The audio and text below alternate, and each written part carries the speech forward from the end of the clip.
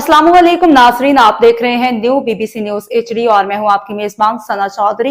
शामिल करते हैं आज की अहम खबरें। शामिल करते हैं हमारे न्यू बीबीसी न्यूज़ के bureau chief of Pakistan Ghulam Qadir Bhaiyu की रिपोर्ट के मुताबिक सांगड़ की तहसील के इलाके ढे 24 जमराव में वतन पर कुर्बान होने वाले बहादुर फौजी एहलकार शहीद दिलदार मेहर की नमाज जनाजा इंतहाई अकीदत और एहतराम के साथ अदा कर दी गई।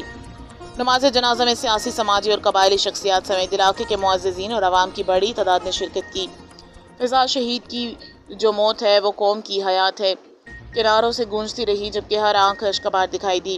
नमाज जनाजा में एजाज हुसैन जरदारी, अली हसन नज़ामानी, दिलबर खान नज़ामानी, फरीद खान मरी, वकार हुसैन जट और दीगर मुअज़्ज़िज़ शख्सियात शरीक हुई। इस मौके पर शहरों ने शहीद दिलदार मेहर की वतन के लिए दी गई अजीम कुर्बानी को खराज अकीदत पेश करते हुए कहा कि ऐसे बहादुर सपूत कौम का फ़ख्र होते हैं जो अपनी जान मादरे वतन की सलामती पर कुर्बान करते हैं। जनाजे में शदीद अफराद ने शहीद के दर्जात की बुलंदी और लवाहिकीन के लिए सब्र जमील की दुआ भी की।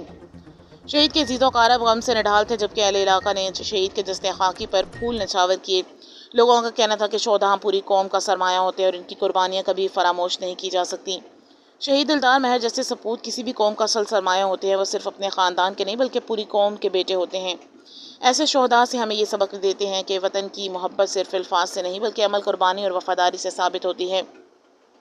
यही वजह है कि कौम हमेशा अपने शोहदा को इज़्ज़त, मोहब्बत और फ़ख्र की निगाह से देखती है। शहीद दिलदार मेहर ने अपनी जान देकर अमर होने का मकाम हासिल किया और इनका नाम हमेशा इज़्ज़त और एहतराम से लिया जाता रहेगा। अल्लाह ताला शहीद के दर्जात बुलंद फरमाए और अहले खाना को ये अजीम सदमा बर्दाश्त करने की हिम्मत अता फरमाए। आमीन।